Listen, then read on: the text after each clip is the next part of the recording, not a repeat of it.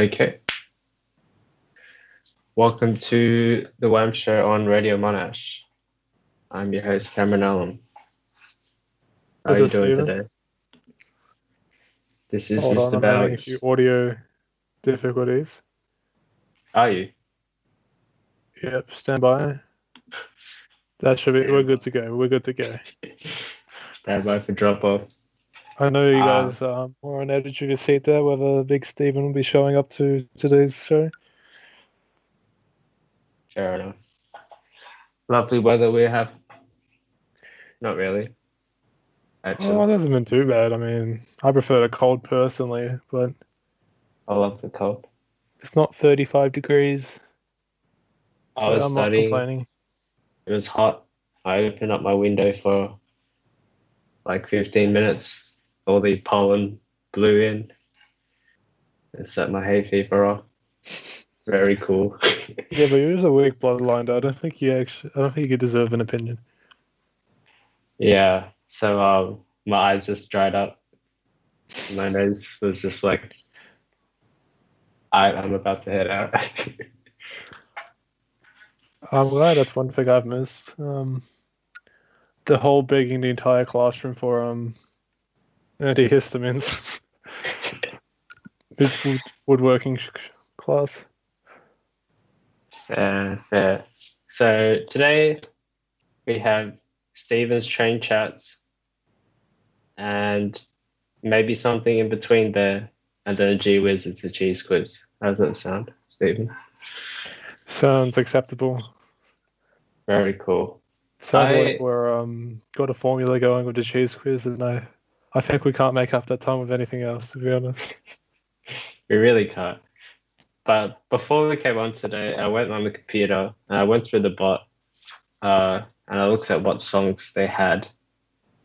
A very little pool, and I put some songs out, so I do know what I'm going to play this time. How's that? That's exciting. Any cheese-related songs? No. Oh. Yeah, all right. So we'll go into a song and we'll come back with Stephen's train chats. Stay tuned. I'm going to play Thanks for the Memories by Fall Out Boy. Welcome back to the WAM show. Whoa. You are listening to Thanks for the Memories by Fall Out Boy. Are you familiar with that song? Yeah, every 14-year-old girl's emo stage, which is wet dream. That's why I played it. Really appeal to our target audience. Really zone in. Hit the demographic who hasn't left the emo phase, but everyone's hoping they will. Yeah. So welcome to Stephen's Train Chats. Hey, how's that sound? Sound better in my head. Doesn't everything sound better in your head? But yeah. Well, fundamentally, right. This used to be a public transport centric channel. We'll talk about our journeys into on the way into uni, which took a fair few trains. Got to see a good mix of the demographics of Melbourne. And that was usually a time where we caught up before uni, just heading in on the train. There's usually a lot of Lego talk. If you understand that term. Yeah. Essentially, this show was just catching up on what we saw on the train this week because we take such a long train ride to get there. And we're often caught up on trains as well. So we're just trying to substitute that in, as it looks like lockdown's going to be lasting a little longer for all of us. Yeah. Don't worry. We'll be back on the trains one day. As with most conversations I have, I just throw shit at a wall and hope something sticks. So I've got a few thoughts I've had throughout the week written down. See what comes of it. Maybe we might dethrone the legendary cheese quiz, which is only dominated our time frame, because that's weak and I'm utterly embarrassed. What? That I just came in 1 week and we're like, we're doing cheese quizzes. And I just sat down and let it happen.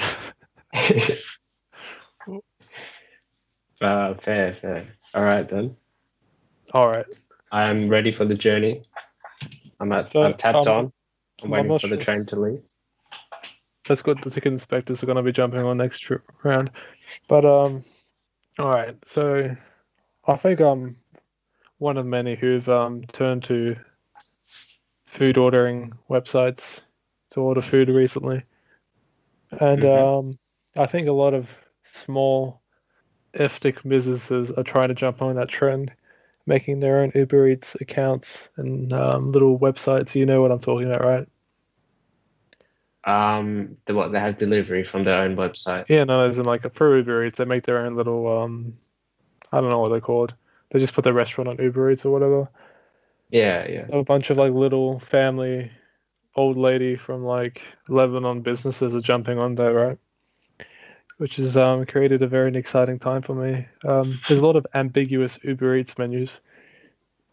I like it. All right, I'll tell you my first one, right?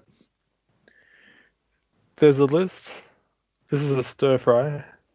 There's a list of 4 different meats, right? So you have chicken, beef, lamb or some shit, and then seafood, right? And then Right. there's a final option of combination. Combination. So Here, what do you expect combination to be? everything, including seafood. That Well, sounds I'm terrible. like, it was terrible. I'm telling you, because I'm like, generally when people do combination, they mean mix the chicken and lamb or whatever. But I was so curious as to whether they meant combination of all of them together in some nasty concoction they called a stir fry that I spent $2 extra to get that shit. And I had to, oh my God, there's literally oysters just like in the middle of a stir fry. I don't know what they're doing in there with the shells and everything. I was Uh, traumatized. that's terrible. But oh my God, I'm imagining it. Like, who puts a oyster in a stir fry? I don't know. But why did you order a stir fry? Like, Oh, honestly, the ambiguity sold me on it. like you can make a stir fry. It's like the easiest thing in the world, Yeah, but and can it's you? cheaper. But have you ever made a stir fry and not known what you'd be getting? Ordered one? No, I've never ordered a stir fry. Or have you ever made one and be like, oh, I wonder what this combination includes? Oysters. Yeah, we made a stir fry for like home ec when we sold food Yeah, during yeah. lunchtime, and yeah, it looked terrible. I can tell you. But the thing is, we didn't want it to sell because we wanted to eat it after. Ah, that was smart. So we didn't try and sell it. We're like, yeah, yeah, order like the other thing over there. That's looks way better. And then we ate it, and it was pretty good. So yeah, sorry, Miss Johnson. We paid $5 for the ingredients, and we're gonna get it. Our money's Yeah. worth. All right. Well, I'll tell you the other item I ordered on a whim, right? Okay. I spent $2 extra to get this option. So it was listing it was like a combo meal thing where you got a drink with it, and one of the options was a vanilla cake bottle. Vanilla cake bottle. What's What do that? you Like reckon bubble that pop? is? A vanilla cake bottle. Do they just put a cake in a blender, mix it with some liquid? It becomes a thick shake. Okay. Now, do you see why I ordered this drink? Yeah. Do you want to guess what it is, or do you want to me to ruin the mystery? I already guessed. I think it's just a cake put in a blender with some milk. Well, it turns out that some old lady misspelt Coke and Okay. just somehow managed to chuck an A in there, even though it's on the opposite side of the keyboard. So I ordered a vanilla cake bottle and I got a vanilla Coke bottle. That Oh, was so heartbreaking. that's sad. I like that these little restaurants are putting their name out there because like when you order from McDonald's or Hungry Jack's KFC, you know what you're getting, and the experience is not thrilling, and you're just depressed afterwards. And they're not cheap. These fast food places aren't cheap, right? Yeah. You buy a meal, it's like $10, $13. You could get something of better quality at like a smaller restaurant. I never go to a franchise when I'm ordering food. I just go to whatever random place has either a half a kilo of baklava for $8 or has a misspelt menu, I ambiguous don't think menu. I've had baklava. Have I? Honestly, you're missing out, man. No, you gotta take post-lockdown eating baklava. It's almost good enough to forgive the Greeks' poor fiscal planning. We forgive them for a lot of things. But yeah, but the problem with Uber Eats is that these businesses are losing money because they have to pay Uber to be there, and so they make things a bit more expensive on the Uber menu to make up for it. Well, that's So true, but at the same time, you'd think you'd generally hope that they'll be getting higher business than they ordinarily would. I'm not sure if that's always the case, and I probably am not too into having a big overlord food delivering company. probably not. I mean, it depends, I guess. But I But you think really can't compete with the convenience of a standardized menu system. yeah, that's true. But there's a lot of food delivering services coming up, creating some competition. So maybe it'll even out for everyone. All right, I'll head on to my next exciting event of this week, last week, whatever week it is. Okay, you know how the Moodle system works, where you chuck in a file, click add, and it says this has been saved as a draft. Submit to you have to submit it for it to be Yeah, actually yeah. submitted. You have to press submit for it to go through. Yeah, okay, so my methodology is right. If I'm like pretty much done, 95% done, want to do a final check over the next morning or whatever, I'll submit the draft. So that way What? if I forget to let's say the internet cuts out or I forget to do it the next day, at least Yeah, there's a record of my work on the thing because otherwise you need special considerations to be able yeah, to submit work late. So that's my general method, right? But one time I submitted work without submitting it this last week, and I get an email 5 minutes later saying, "Hey, it's your TA here. It appears you haven't fully submitted your work. It's left in draft mode. If you don't submit it completely, it's going to be an instant fail because we cannot accept that." And honestly, I felt like I was in a Black Mirror episode. My head was spinning. you saw the dream of being a doctor slipping away from you. Yeah, no, not that. It's just the we really do live in a what's the term? A totalitarian like supervision state, you know? Nothing you can do isn't being monitored. I mean, they should have just accepted what you put in as a draft as the thing. Well, Like the in thing it. is, it was like a day before the due date. It wasn't like it was 5 minutes before it was due. Like I just chucked the draft in there ahead of time, and I'm getting emails like it's 1984 in there. And honestly, I don't know how to feel about it. With Eng, they'll let us get away with it, I'm pretty sure. If we let a draft in and we didn't submit, they'll just take the draft as your thing. I don't think they care that much. It's not the So biggest deal, unless I don't know. I think they like to be strict, pretend to be strict, than they actually are. But have you ever had an experience of a I don't know how you describe an spirit overbearing TA? overbearing TA.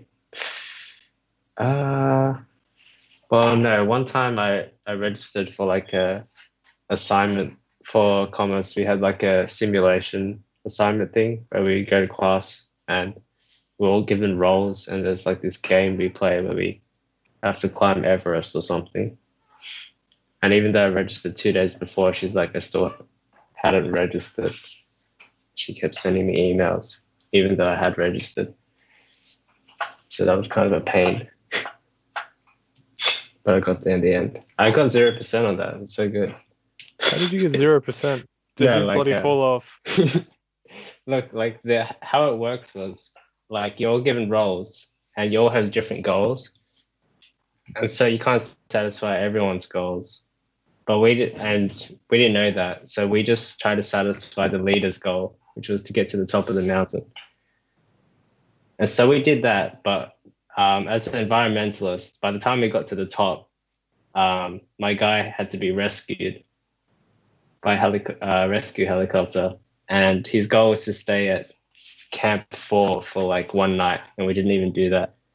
And so I didn't get the points for surviving, nor did I get the points for doing one of the goals. So my score was 0, but it doesn't matter because we still got HD. So wait, you got a 0% on a assignment, and you got a HD. Yeah, for like it's for participation. It's marked by group. It's a group activity. It's like it's not my fault that we didn't do any of my goals. But it was embarrassing when she brought up all the groups and each individual role, or like how compared each group did in each role, and then she brought up the graph for environmentalists, and then there was only me at 0. Honestly, I think that's just a representation of you in any adventure, to be honest. I think I was dead on simulation. And it was a full class, so she's like, Group 7, who is the environmentalist? And I didn't say anything. She's like, I swear I'm going to check the roll. And she just puts like a dead fish like wrapped in plastic on the like projector and be like, this is what you've done. You failed yourself, you failed this classroom, and you failed your family. You failed the environment. HD. So, yeah. That's a HD effort right there. Still got that HD. She didn't bother, she just moved on, but she probably kept that in the back of her head. So not only did you fail, but you didn't even own up to it. You hid, and even after she threatened to look up your name, you still didn't. I called her bluff. She didn't do anything. I just sat there. And then I looked at the group chat, and everyone's like, Cam, what are you doing? What the fuck? You're honestly the worst student ever, I swear. How do you get 0? You literally just have to say, like, bro, like, pick up after yourself, man. Look, it's not my fault. I didn't know how to play the game. I didn't understand my role as an environmentalist. You literally have to preserve the. You know what? Look, we live in Australia. We don't care about the environment. Have you seen Skirma? And he's cold. He loves it. It's gas now. He likes gas. Moving up the world. So yeah, that's my little TA story. I don't think that's a TA story. I think that's just your own incompetence story. Well, if it was in real life, I would have smashed it. That's all I'm saying. What do you mean? You literally your bones. You would have froze to death after the first 100 meters. Well, no, it's still a simulation in real life. So if you were in another simulation, which was real life, if it was real life, I'd probably just straight up die. Fair enough. Do you want to cut it here? Save some time for the world famous. 5:29 already. She's a quiz. Jeez. I only got to play one of the songs. Okay. What's next? You want Immigrant by Zed? That'll do. All right. I'm going to play Immigrant by Zed Zeppelin, and when we return, we'll be going through Gee Whiz Cheese quiz, so stay tuned.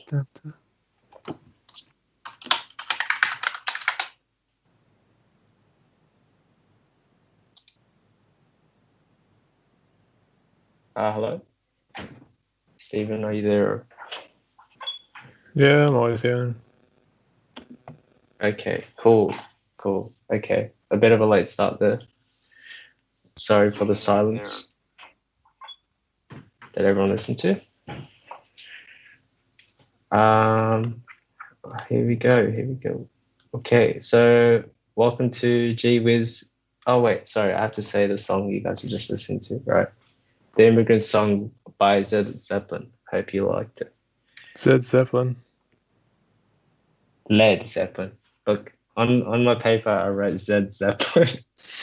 This is And I why you're didn't getting know 0% for I environmentalists. I didn't know where the L went when I wrote it down. I was like, Led Zeppelin or Zed Zeppelin? Yeah. So welcome to Gee Whiz, it's a cheese quiz. This is the part of the show where we send a contestant through a cheese quiz. They answer 5 questions, and if they're successful with all 5, they win $20. Last week we had Tanya on the show, and she went up against Cheddar. How do you think she went, Stephen? Trash. Trash? What do you mean? I think that was a What do you solid mean? effort. I did ask about the heat capacity of Cheddar, so You really I don't think- know I'm part of your $20. look, this week I'm pretty afraid that I could lose $20 here because I made the quiz last minute last night Oh, at 1 a.m. And yeah, I don't think this one is very difficult. I think if you studied, you might have a good chance here. study. I'm pretty sure, like, as soon as someone wins Gee Whiz is a cheese quiz, Cameron's gonna cut the segment because he's already too much out of pocket. I'm gonna make the quiz like 20 questions long. It's gonna be invigilated. Oh yeah, send an invigilator over.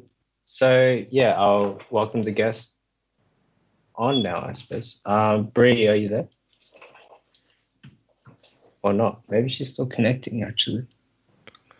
Looks like they're connected but just muted. Yeah, I think so. Yeah, I'll send it. Yes, can you hear me? Ah yeah. There you go. Hello, yeah, we can hear you. Hello? Looks like they're connected but just muted. Yeah. Oh, but we can hear the show in the background. Ah, yeah. There you go. Oh yeah, we can hear you. Yeah. It's delayed, I think. Oh, but we can hear the show in the background. Ah yeah. There you go. Is this live or like a background? I can't tell. Wait, Brie, do you have the show playing Later. now? We can hear the show in the background. Out loud? It's live or like a background? I can't tell. Wait, Brie, do you have the show playing now?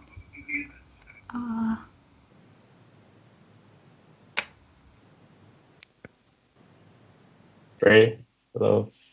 You just put it back on Zed Zeppelin. Zed Zeppelin. I like Zed. It's a fan favorite. I think we've listened to that song for quite some time. I don't know. We'll just chill out until we can get a hold of Brie. We can talk about something in the meantime. Stephen, you. Wait, so was this intentional to have someone called Brianna come on and do Brie cheese? Or is this like a happy coincidence? I believe last week Tanya nominated Brie cheese, and then her friend Brie also wanted to do it. So I think it was kind of on purpose. Yeah, I don't think you're smart enough for that. Anyway, so But it's a happy coincidence. Hello, Brie. Oh, she can't hear us through Skype. Okay.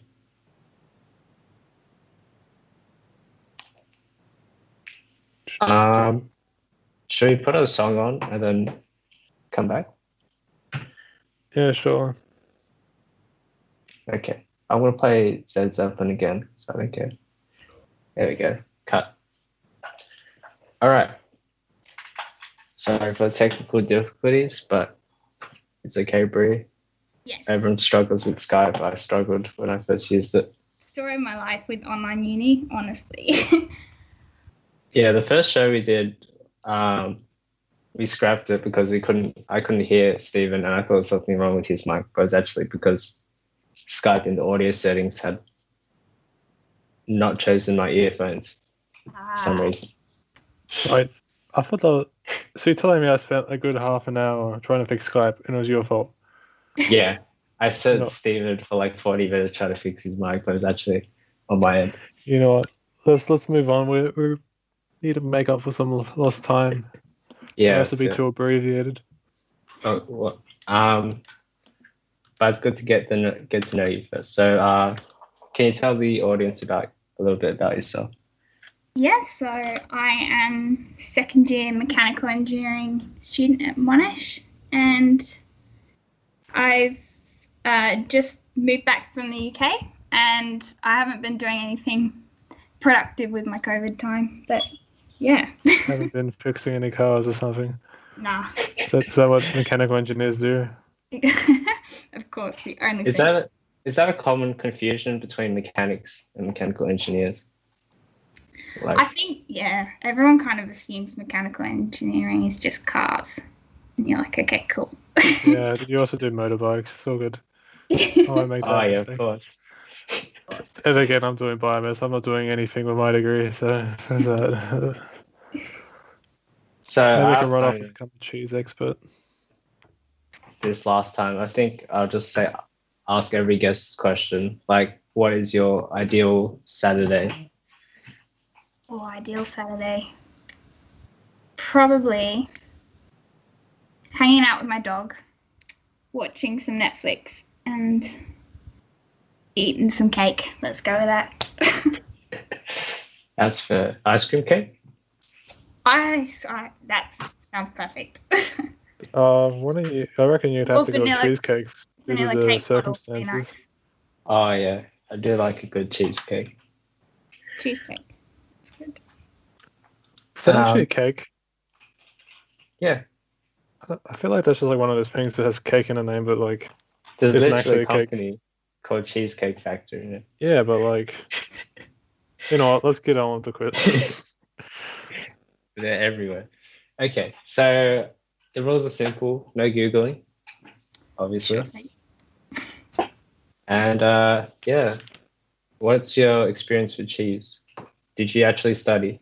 I did a brief scan through the Wikipedia page last night. Well, how much I've remembered, I guess we'll see. But time will tell. Time will tell. All right, cool.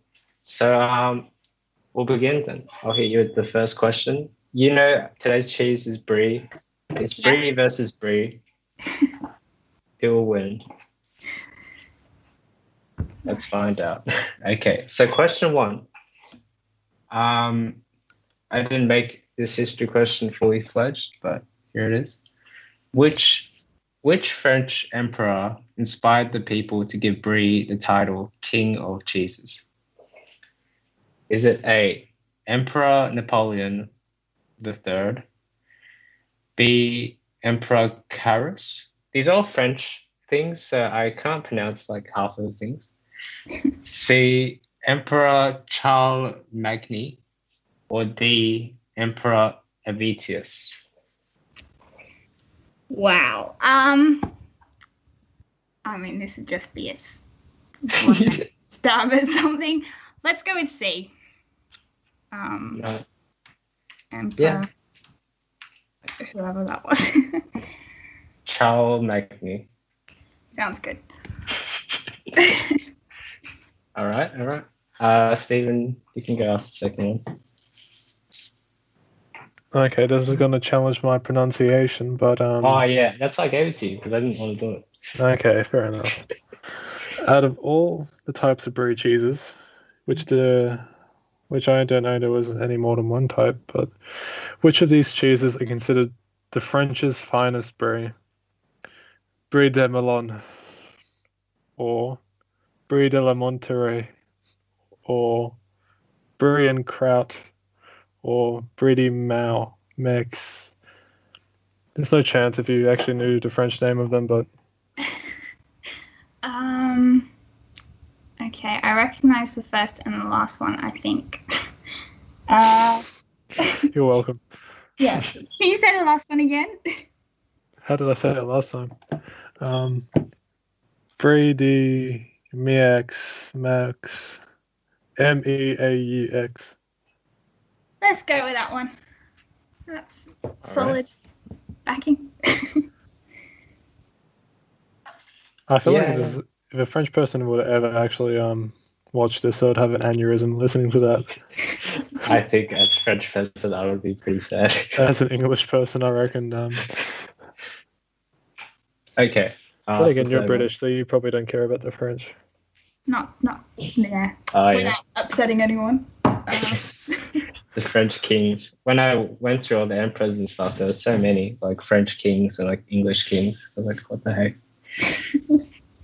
Okay, question 3. Wow, did I say 3 or 3? I don't care. In the process of making Brie cheese, after the curd becomes firm, the cheese is then covered in spores of what type of mold? That then goes on to form a thin, downy white crust. Is it A, Carpe Diem, B, Penicillium candidum, C, Briola rhindium, or D, Mycoesteros? I think it's the second one. The first one sees the day. I think that's the translation. But let's go. You really have been doing your research, eh? Look, I heard it and I was like, it kind of sounds scientifically, like I know what it is, but I was like, it kind of sounds like a mold. No, that's fair.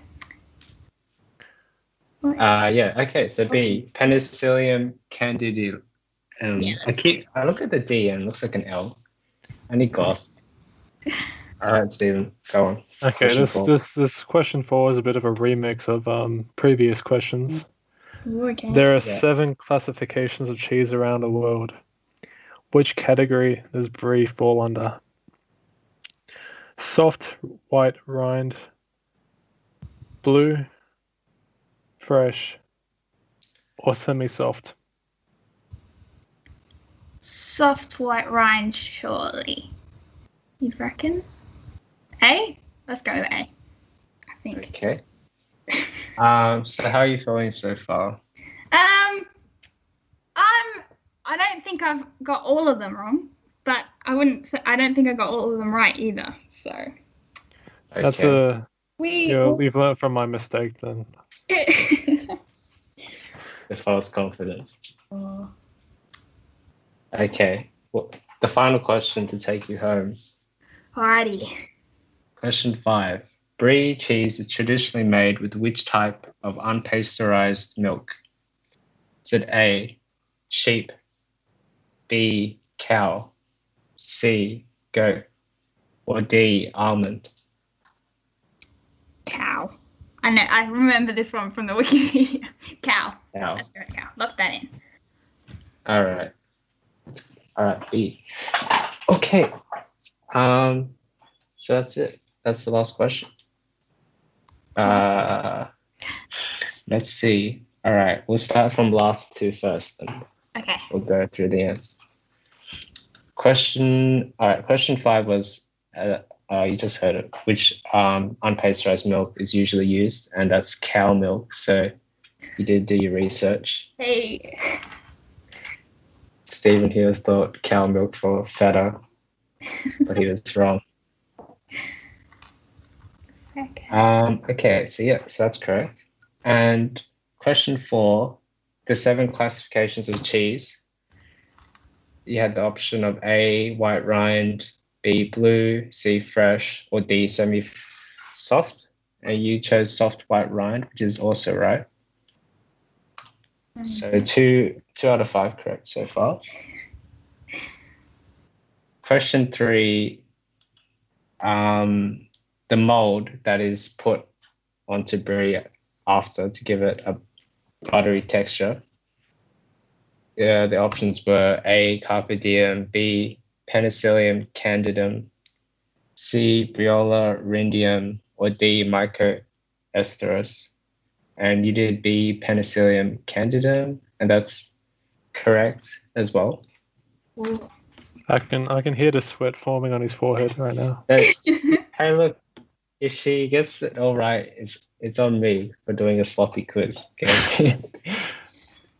You think I'm contributing to the cheese fund? You're out of your mind. Hey, you're contributing $10.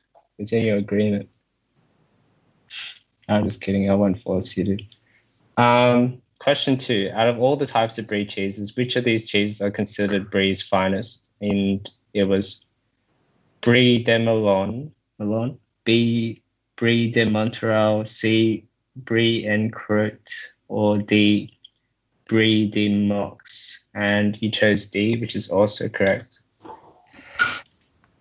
Okay. Oh wait, yeah, you did, right? You chose D.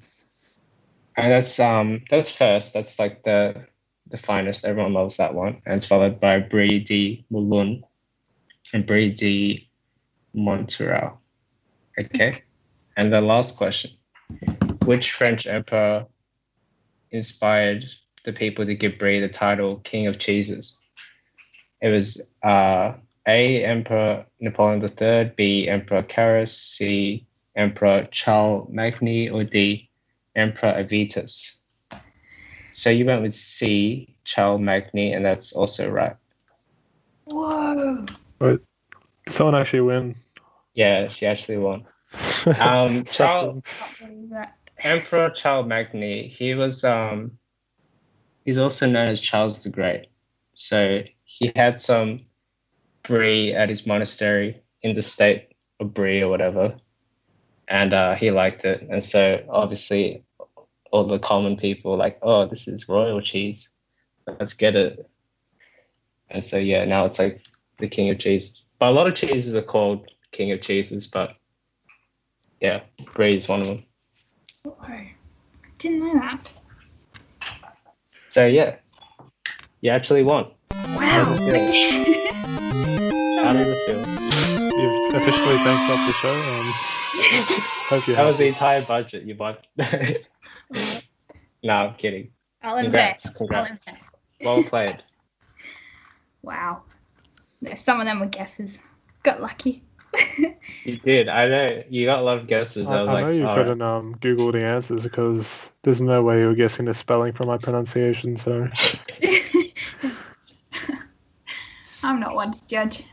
Who knows how it's supposed to be said? maybe someone thought I was fluent and was just like, oh. Maybe. So yeah, we'll reach out to you and we'll send you your prize money and you can buy more cheese. Wow. And the world will keep on turning. Projected way to end the segment.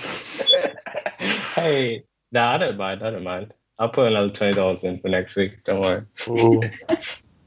Falling. But next week, the person is pretty smart, so I'll have to make it quite difficult. So yeah, Brie, this is the end of the show. I'll leave the floor to you. If there's anything you want to say to the audience, or if you want to plug anything that you're doing. Let's just go with keep it real, do something fun, stay safe, and then peace out. And tune in next week for the WAM show at 5. You heard that, folks. Stay safe, stay savvy, and tune in next week. Thanks so much for coming on, Brie. No, thanks for having me. It's been an honor. You've been a great guest, a good sport, and you walk out here with a crown of cheese. Time. I like Steven here. He's never reimbursed for his time. Yeah, thanks so much. I'm going to play Beat It. It was the last song we played. Unfortunately. And after that, this is the last show on Monday for Radio Monash.